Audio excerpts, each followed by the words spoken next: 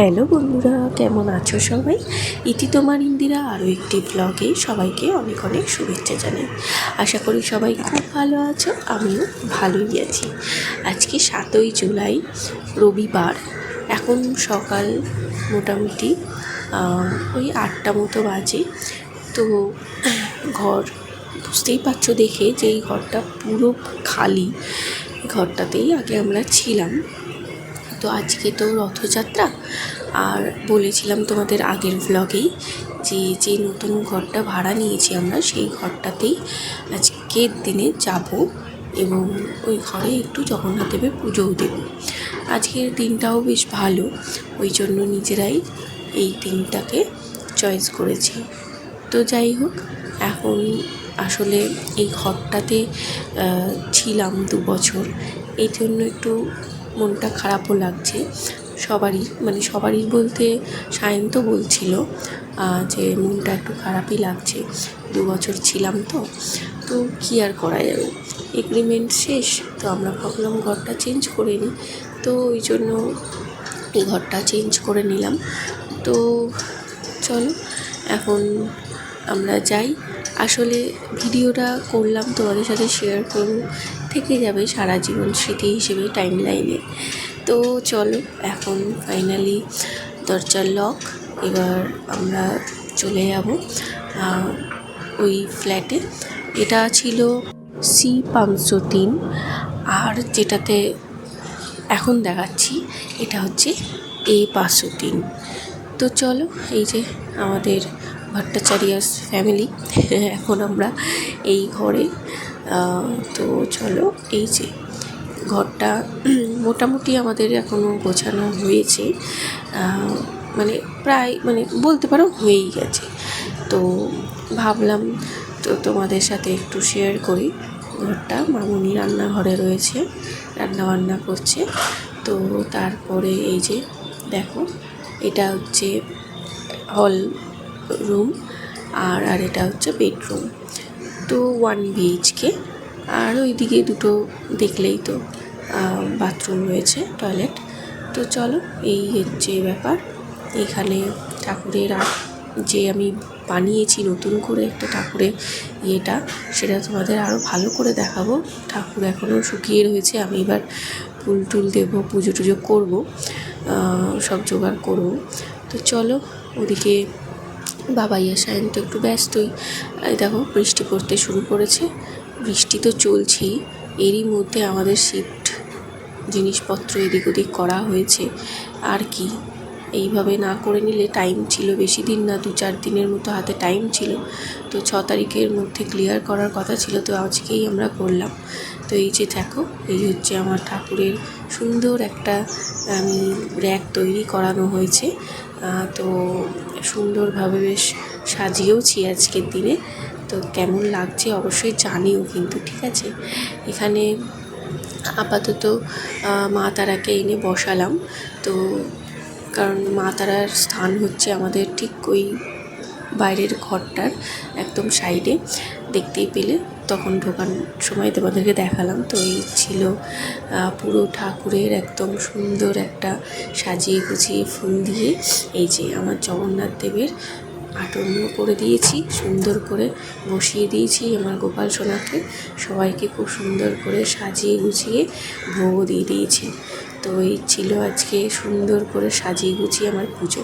তো তারপর একদম তোমাদের সাথে বিকেলে ব্লগটা শেয়ার করছি, কারণ সারা দিন প্রচুর গোছানো গাছানো, তারপরে খেয়ে দিয়ে একটু রেস্ট নেওয়া।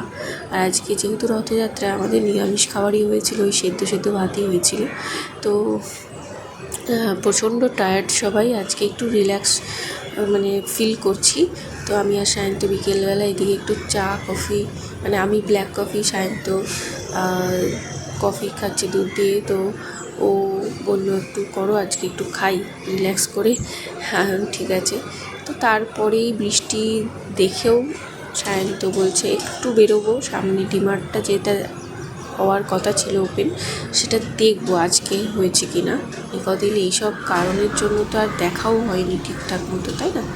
তো প্রচণ্ড বৃষ্টি দেখতেই পাচ্ছ। আর যে আসার সময় আমাদের যে সাইড দিয়ে একটা বিশাল বড় নালা পার হচ্ছে, ওখানে প্রচণ্ড জল পাস করে এই বৃষ্টির টাইমে, এমনকি অনেক উঁচু হয়ে উঠেও যায়। তো এবারে এখনও অবধি সেটা হয়নি দেখছি, তো সেই রকম কন্টিনিউ বৃষ্টি শুরু হয়নি, হলে অবশ্যই হয়ে যাবে হয়তো। তো যাই হোক, চলো দেখা যাক। এখন চলে এসেছি, প্রায় পার করে ফেললাম রাস্তা, দেখতেই পাচ্ছ। এখানে দেখি এই যে এলাম এই সাইডটায় দুটো সিকিউরিটি রেখে দিয়েছে। ওরা আমাদেরকে জানালো যে এই ফ্রন্ট মানে এটা অ্যাকচুয়ালি এই দিকটা ওপেন হয়নি, দরজাটা আর কি ওপেন করেনি। এটাই ফ্রন্টের দিক, বাট এটা করেনি ওরা এখনও অবধি।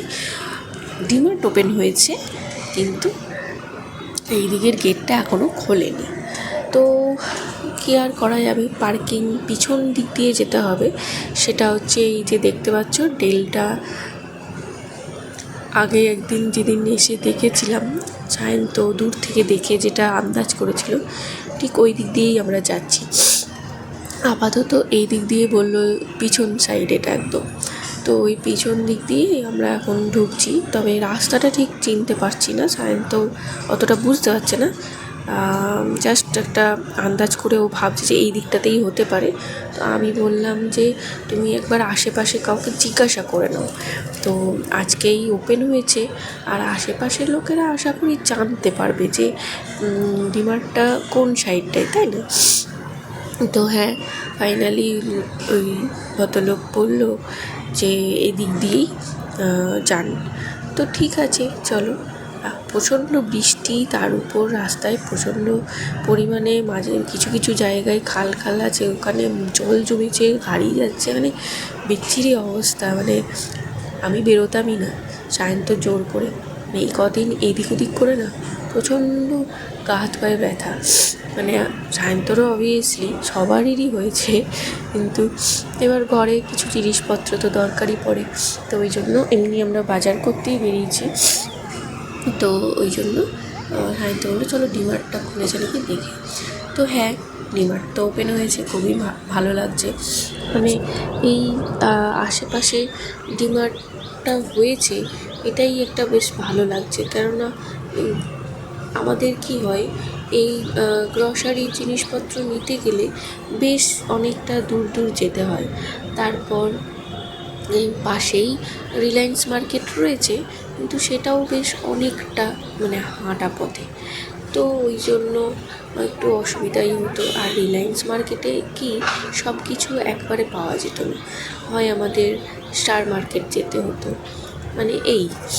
তো স্টার মার্কেটটাও তো অনেকটাই না, তোমাদেরকে তো দেখিয়েছি, সেই বিজয় পার্কের ওই দিকে আরও দূর।